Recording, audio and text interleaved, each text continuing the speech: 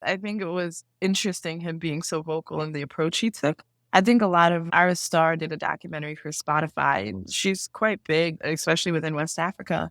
And she talked about touring in the United States for the first time. And she basically said that she viewed it as an opportunity to make someone her fan, right? Like just by someone attending her show, her goal was to convert them into a fan.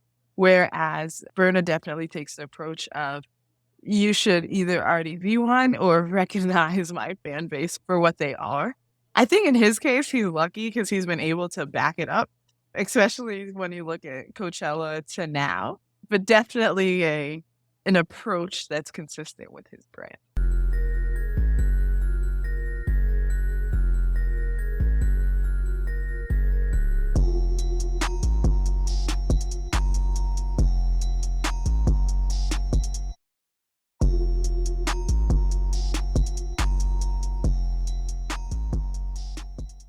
All right, today we have our case study style breakdown on the one and only Burna Boy. And who else is going to join me than someone that understands him and the work that he's done in and out over the past few years, Denisha Kuhlor. Welcome back to the pod. Thanks so much for having me. Yeah, and I wanted to talk to you because you wrote that piece in Trapital several months ago talking about how artists who have relied on music festivals, maybe there's something that they may regret down the road in terms of actually getting in there and building the true fan base. And you used Burna Boy as an example of someone that went through this.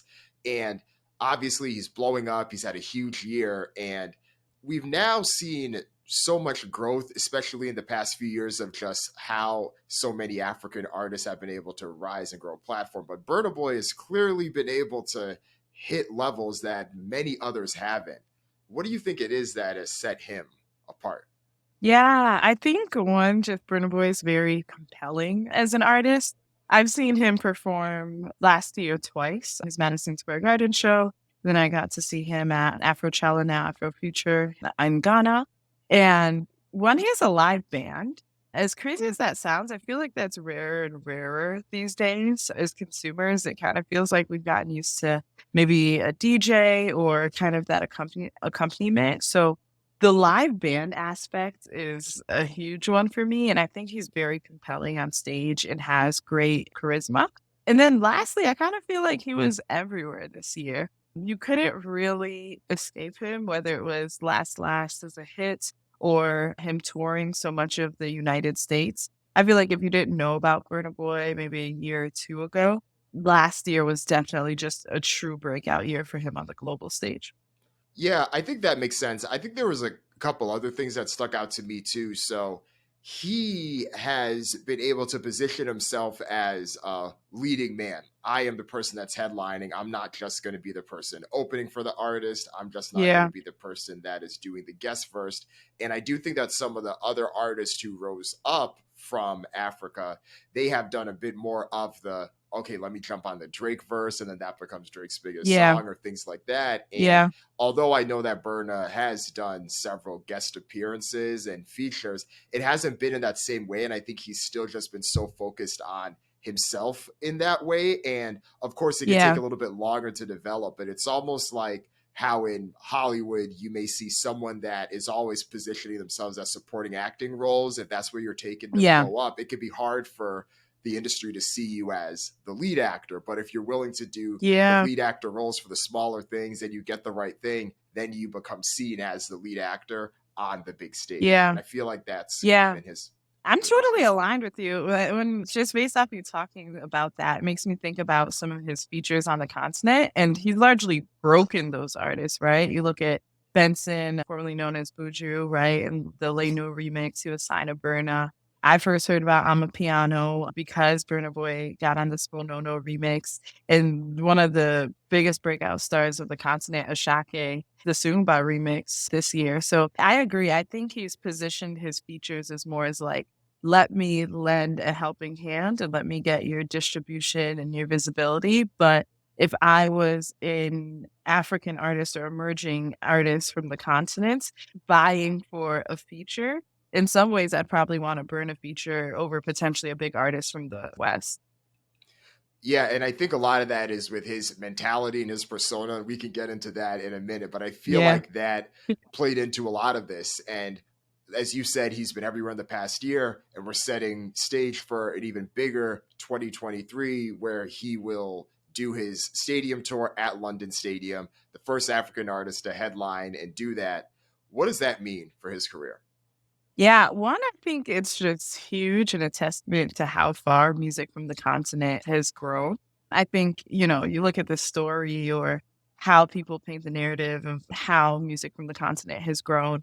And so often it's kind of like, oh, there's a population of people here, or there's little, subsects of people that are interested in the music. Whereas now it makes it very clear that this is world music, right? This is pop music in a lot of ways, and that people have embraced this music in the same way you look at Latin music, right? And people are singing whether they know Spanish or not. I think it's really a testament to the ability to do that. So it's very exciting.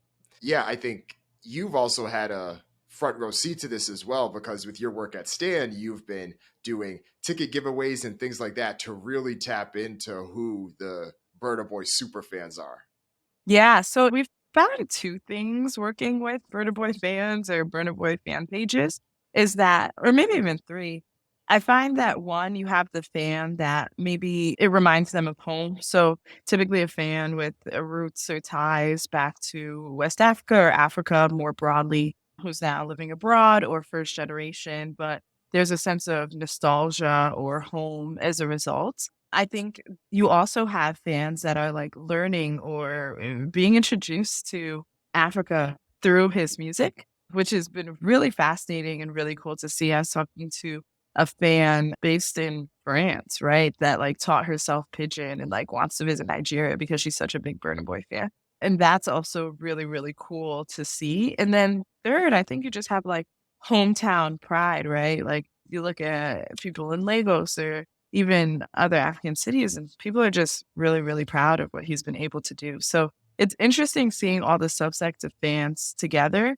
But as someone who's attended his shows, I think it's exhilarating when you watch it all come together. And just for some context for the listeners, what does your giveaway entail and what does that process look like? Yeah, so we run live interactive trivia games that allow us to test a fan's knowledge and how much they actually know about the artist. So everything from lyrics to questions that fans would only know if they watch music videos to general information about Burna Boy that you probably would only get if you read his interviews or you just deeply know about him.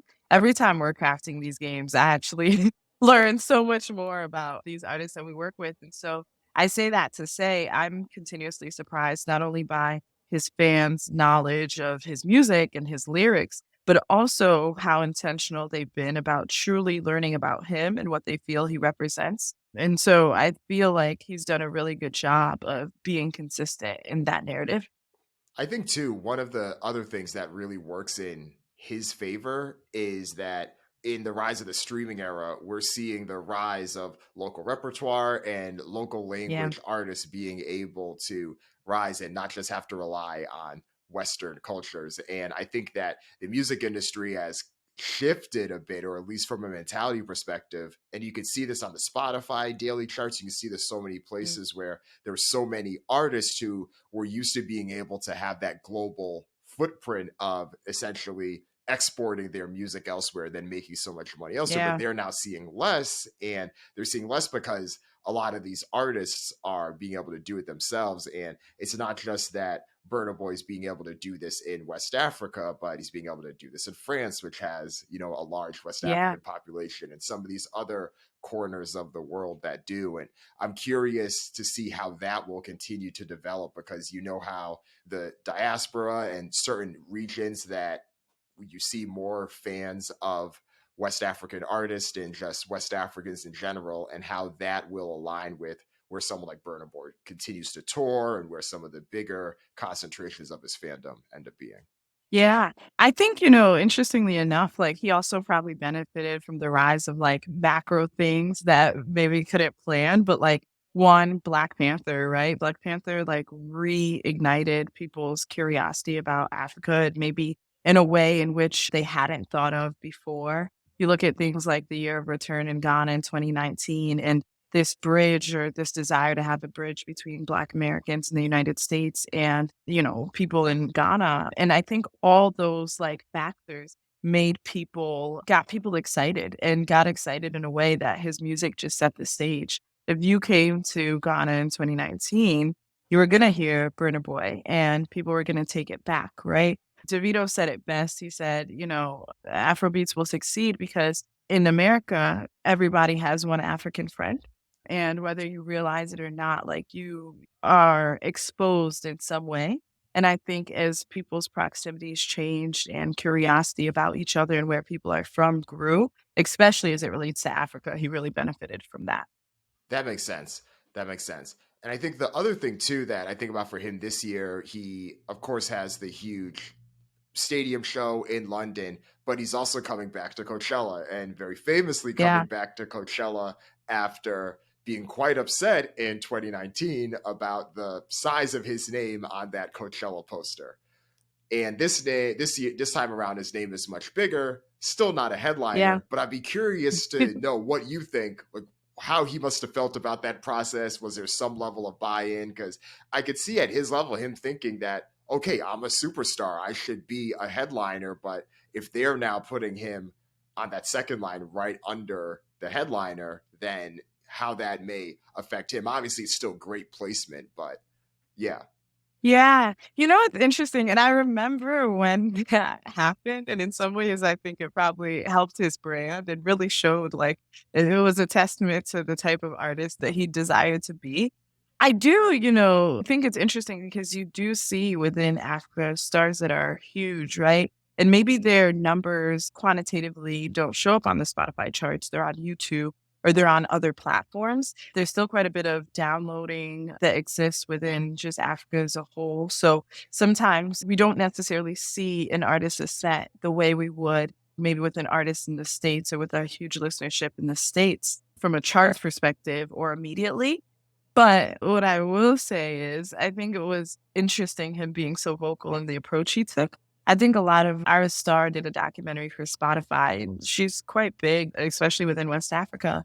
And she talked about touring in the United States for the first time. And she basically said that she viewed it as an opportunity to make someone her fan, right? Like just by someone attending her show, her goal was to convert them into a fan. Whereas Berna definitely takes the approach of, you should either already be one or recognize my fan base for what they are.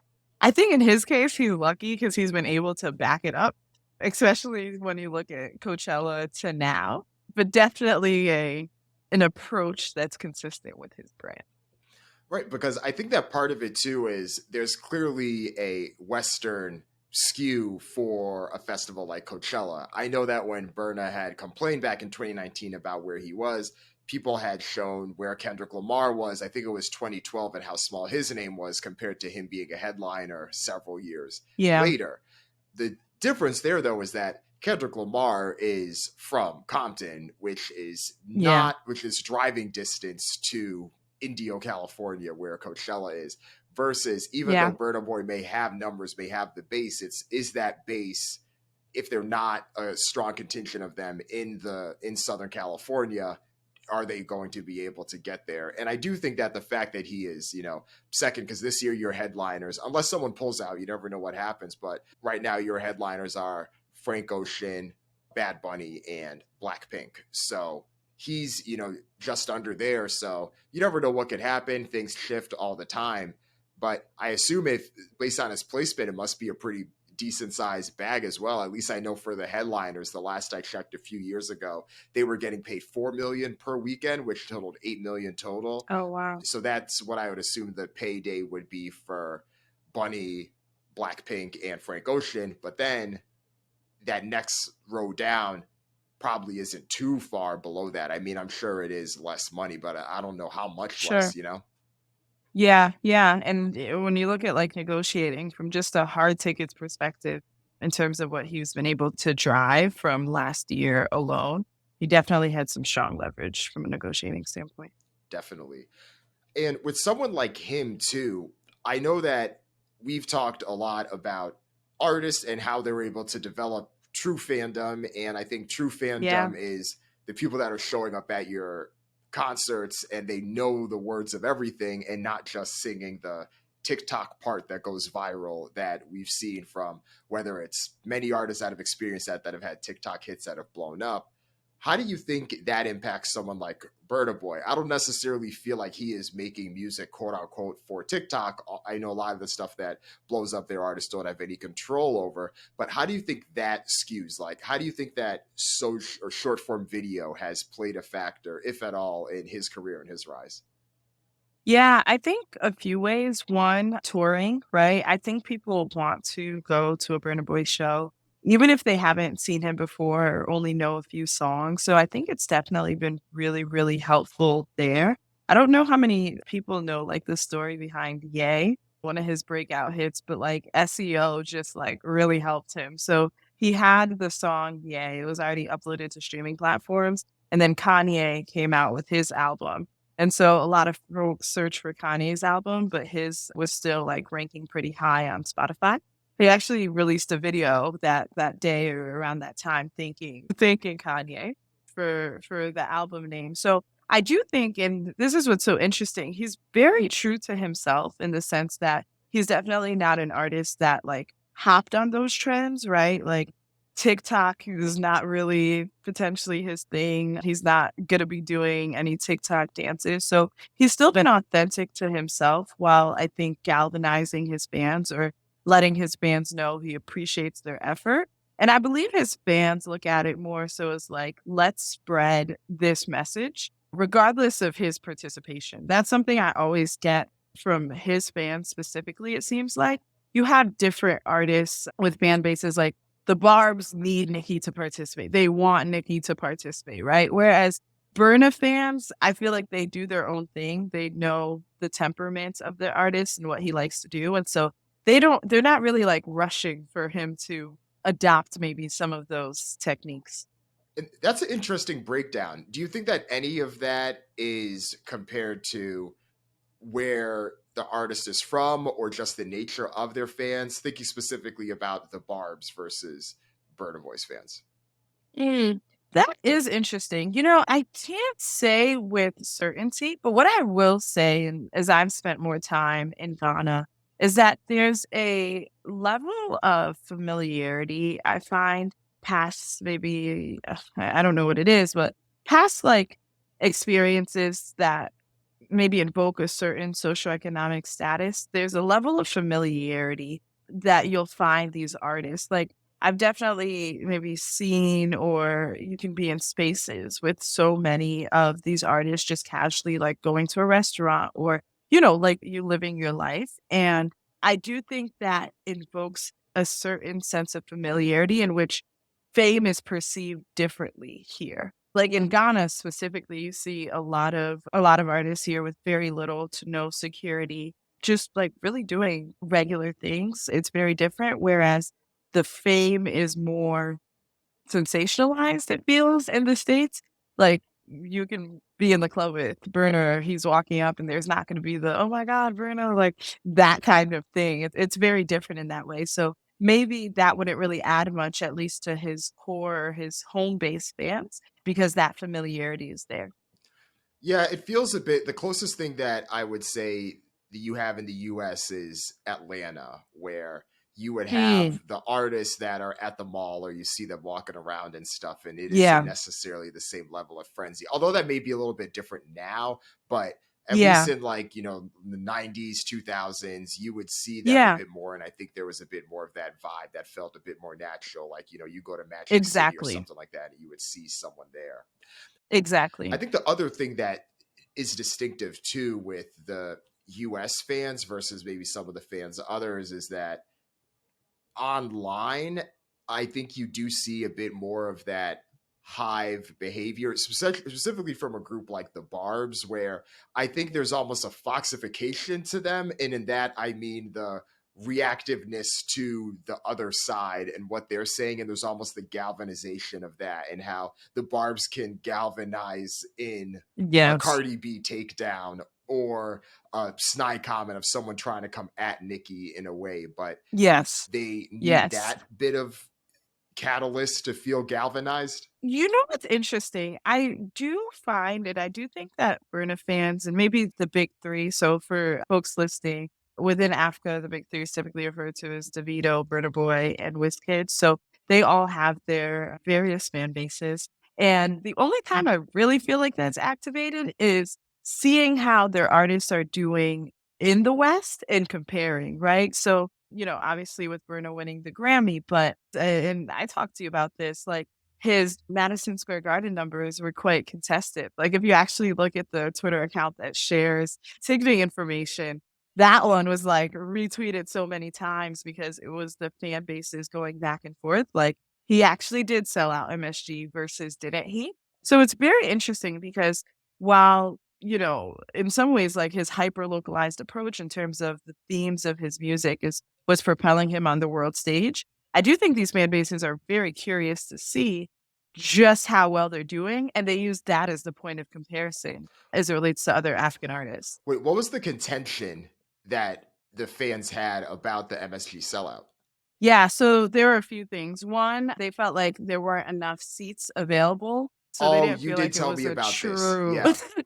Yeah, like it was a true sellout, and at first, folks didn't believe that he had sold it out. So it's also interesting with fan bases because you're now seeing, like, novice or people, fans new to wanting to understand how the industry works and also wanting to dig into what that means. But that I think gave the confirmation that he did sell it out and led to other fan base battles over the discrepancies. Right. Yeah, because you and I talked about this. It isn't like if someone just books like a music hall or a house of blues. The purpose of that is for a music venue. So the capacity is normally Yeah, listed as the capacity. But for some of these sports venues, it can be very different because artists have such different set pieces and stage and production. And you don't want to perform with your back to people. Like you're going to be different places. So you exactly. can't compare the sellout for a Knicks playoff game capacity and be like, oh, well, that had more people than Burner Boy selling out MSG. It's like, it doesn't work like Exactly.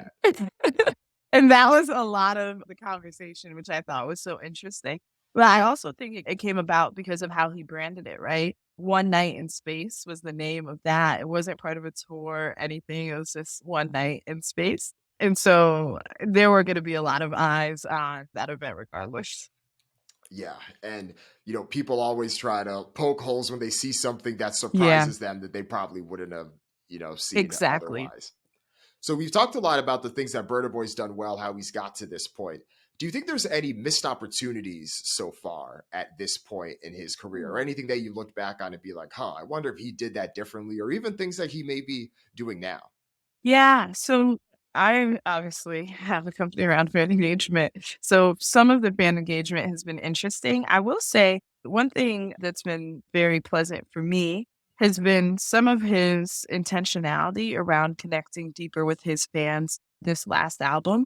He did host quite a few meet and greets and had people bring their albums or, even bring their kids and like that kind of thing. I felt like he was really like seeing and touching people, which is something that in the past it didn't really seem like maybe he was open to or necessarily had the appetite for. So that was nice to see. It sounds like, or at least for me, the professionalism when it came to One Night in Space was also great. The show started on time, ended on time. Can't necessarily say the same for some of his shows within Africa, and that can be due to a host of reasons. But it definitely does lead to maybe folks will get different experiences. And that's what's so tricky in some ways about artists and supporting artists. He's also headlined Afro Nation Puerto Rico. They pulled out the day before, and he was replaced with Rick Ross, which upset a lot of fans. So I say all that to say, I think when it's a Burna Boy production or Burna Boy affair. It seems like everything is phenomenal and just A plus end to end. When there are other stakeholders, the process doesn't always seem as smooth, at least for the end user experience for the fan. So I think it sometimes becomes a question of like, are we going to continue to pursue some of these opportunities with other stakeholders, whether that's festivals or just some of these other events, right? Or are we going to take the bulk of our production or the bulk of our events or how a fan can interact with me from a live performance standpoint in-house and control the end-to-end experience that way? Yeah, and I do think that this strength weakness here lines up with the things that we are saying before, right? If he's someone that wants to be the lead, you want to be the focus, you're going to put more energy into the Burna Boy Mhm. productions, and you may take a slight at things that are not that, right? And I think it's Yeah. unfortunate if some of that distribution skews between the things you do outside of Africa, or the things you do in the Western world that do become Yeah. buttoned up. But then when you're back home, it has less energy, less focus because, yeah, your day one fans of your stands are going to feel like, okay, well, now that he's stadium status, what do we get?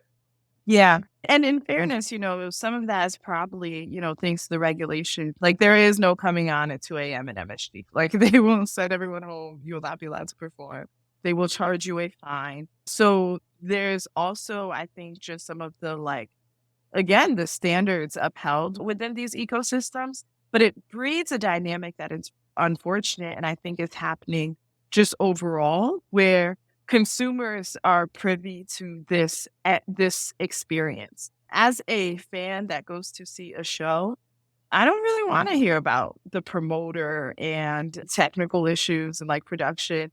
I paid my money, I took my money to see this artist. So now the fact that fans are being so exposed in a lot of ways to all the elements behind these things, not only are making them more sophisticated consumers and deciding whether to patronize you again, but it's taking away some of the magic that was entertainment and, show business. Yeah, I do think that for someone like him specifically, it is important to work on how could this product be the best that it can be, whether you are doing it at home, whether you're doing it elsewhere. And obviously knowing where you're doing it elsewhere, you're involved with other productions. There's things that are going to be out of your control. And I know it's asking someone that is naturally more focused on putting more into the things they have more control into to still bring that same energy elsewhere. But hopefully, I'm sure that he wants to be eventually a headliner at a Coachella or a Glastonbury. I'm sure that he Yeah. wants to do other stadium shows as well. And Yeah. that'll actually go to the next thing that I'll ask you. I think that if that's the goal, then some of that energy has to continue there. So, two questions there. This is a two-parter. So, the first one, obviously, London is the first. Well, I don't want to say the first, but at least it's the one of the biggest stages that he has had himself. I think we'll see how many tickets end up being sold. I assume it'll probably be at least like 60,000 or so, just given the size of that place. But where do you think, if you could project where the next stadium shows would be based on his fan base, based on what you know, where do you think those would be?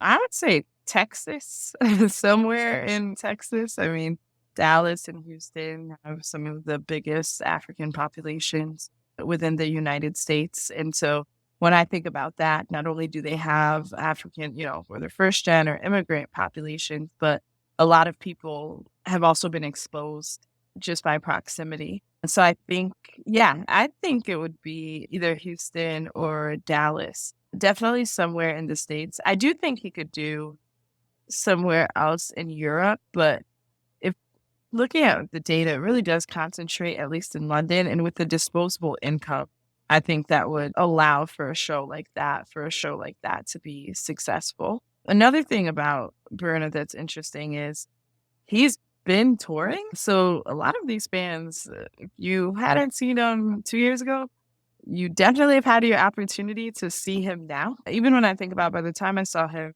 at Madison Square Garden, I could have seen him at Afropunk, right, in New York as well. He was supposed to do Summer Jam. So there were multiple opportunities, even just within New York, to see him. So I wonder though, if before he does that, there will be a bit of a break or at least new music so that the consumer feels like they're seeing something new. What about Paris? Yeah, so Paris is a really interesting market. He has a ton of fans in Paris, and I talk to them quite often. I don't know, though. I don't know if a stadium show can work there just yet. And part of the reason is because I do think that the market rewards, in some ways, those who try. And while he's done a ton of podcasts, a ton of interviews, a ton of things, I can't say how much he's actually interacted with, some of the French press and some of the opportunities there. He did do something really cool recently, or yeah, not too recently, where he did a like deep cuts performance for 300 fans. And he just announced it on Twitter and folks got to go. So I think he can work up to it, just quantitatively, it might take longer than other markets. Yeah, Paris was one that had in mind. I think those things you mentioned make sense. New York was another one too, just given the Yeah, MSG show and you have the MetLife Stadium. I feel like something yeah, like that could eventually happen. yeah, yeah. I think New York makes a lot of sense. It's pretty close to obviously, DC and Virginia, which also have big African populations. New Yorkers have seen him and know someone who attended the MSG show. I really felt like there was like a sense of pride. Like folks were really excited to be there and to see this. And it definitely made it feel like an event and one that you could partake in multiple times for sure. Right.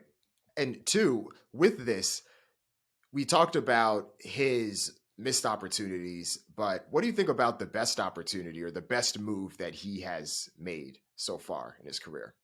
Yeah, I think one consistency. He's been pretty consistent about releasing new music, whether it came to the album that he released during COVID, as well as his latest album now. There's definitely a strategy, I think, of always being focused or always looking ahead or being able to see what's next. And so he's been able to use consistency through his own music, but also relevancy by jumping onto trends that are new, whether it's or not new. I feel like the I'm a piano folks are gonna come at me for that, but whether it's I'm a piano, right, or Ashake who really brought a new sound for folks. So I think he's been able to do that really well. I think it was really intentional of his team. We've gotten to see, and not to compare Burna Boy to Ice Spice, but as consumers, I think so often we see folks do really well as a result of a breakout hit and have these expectations of them that don't necessarily correlate. And it's actually been really great to watch an artist like Ice Spice or even a Lil Nas X kind of come into their own when it comes to their performance and stage play overall. Whereas with him, I think he really got to build that methodically and over time, get comfortable on stage, see what works, what doesn't work, figure out the kinks of working with a band. And so he's really, really been able to perfect and invest in his live show, which we're seeing dividends on now, while also maintaining just the consistency of new music and relevancy, which is quite difficult. Yeah, I think the I Spy Sport is interesting because I was talking to someone about this a couple days ago, and she had just put out her project, and I think it maybe sold around like 15,000 units. And that, of course, sparked some discussion. And the thing is, it's hard to even frame something like that as a negative because 6 months ago, most of you didn't even know who this was, if we're being Yeah, honest. So we have the nature of the internet being able to help someone skyrocket into a different level almost overnight, and then just realizing that her team, everyone else has to catch up. It's a very different situation, like where Bird Boy is showing you that, yeah, it takes time to get to this point. I mean, if he starts really releasing music, early 2010s, by yeah, 2017 still doing small venues in New York, and then it really yeah, isn't until a couple years later where you're being able to hit that, if you even get to that point. It's so hard, and I do think that live performances and the artists you command is one of the few things that can't quote unquote blow up overnight. And yeah, it's, if anything, it's the more humbling thing that we see. I think streams can be somewhat humbling to some extent, as you've seen, but even that can be misleading. So it does at least ring true. And I think for me, I spoke about this earlier, but the thing about his career that I think is the best move for him was just continuing to position himself as the lead and not mm, necessarily, following the latest trend just to hop on it. Although I think he was smart about things, but not just trying to attach himself. I think he still had the brand there, and it took yeah, longer than some may have wanted, or maybe even he saw himself. Especially, I can only imagine. It's 2015. You're doing this for a few years. Things still yeah, bubbling. So I do think that worked to his advantage because now there's really only a handful of artists globally that can say they're in that position. And then really from Yeah. his whole continent, of the big three is at least the one that has the most exposure and platform and base right now. What did you think of, I feel, his choice to embrace artists from the West? Like his last two or three, really his last maybe three albums, you see like a really conscientious approach, whether he's had everyone from YG to Kehlani, had Diddy executive produce an album, and that felt really intentional to reach listenership or an audience from the West. Like you said, it's probably tricky. Like if that went wrong, it could have really went wrong. But in his case, it seemed to go right. But I'm curious what you thought of that. Yeah, I think part of the reason why it worked is like I feel like he picked artists that felt somewhat aligned with like what he was doing too. Like I at least from what I read, I think the YG track may have potentially would have involved Nipsey, but Nipsey had eventually Mhm. passed, so like that didn't work. It's not as if he was just hopping on, who is the hot single that like needs someone or like whether Yeah, it's the Drake or whoever else. And not that I think partnering yeah, with Drake is an issue, but because obviously Bad yeah, Bunny has done it and Bad Bunny's continued to grow. But I feel like because he's like picking certain artists, and maybe not every pick I necessarily thought was like his best music, but there seemed to be intentionality with people that like lined up with him, where it's like, okay, I've listened to enough YG's music over the years. I could see why someone like Burna Boy would want to do music with him, right? So I feel yeah, like for me, that piece of it did line up. And I know that if you're trying to grow there, there's some inevitable push of who can I align myself with that isn't just trying to do the generic pop thing. Like, I don't think I would ever hear him be on a Maroon 5 song, which I do feel kind of becomes like a bit of a rite of passage for a lot of yeah, Western hip hop artists. But I'd be very surprised if I ever saw Burna Boy do that. yeah. No, that makes sense. That makes sense. Yeah. The other thing that I think this conversation taps into is just the broader growth and the broader expansion of record labels and infrastructure in Africa from what the music industry has Yeah, tried to do and how Burna Boy's been able to help in many ways, not just, I don't want to say necessarily lead that because I think he's did a lot of this without the infrastructure. If anything, the infrastructure has kind yeah, of started to come as a result of what he's done. But I've also heard a few rumblings from different folks that some of the investments of certain record labels, some of the majors having offices there, there's been questions about how they're seeing what's viable, what makes sense now, because yeah, some of the artists that blew up, they don't have those artists on those labels. So now they're trying to find the next person and they're realizing that yeah. it's really hard to do that. Yeah. You know what's interesting, and I thought a lot about this, is I feel like most artists on the continent don't necessarily need help on the continent. So much to our point of thinking about like Coachella, that was so surprising to Burna Boy because he was a huge star within Africa. And when you look at the labels he's engaged for like a more global expansion, the thing I think he's been very clear of, and his mother and the rest of his team, is that, like, they've got Africa covered.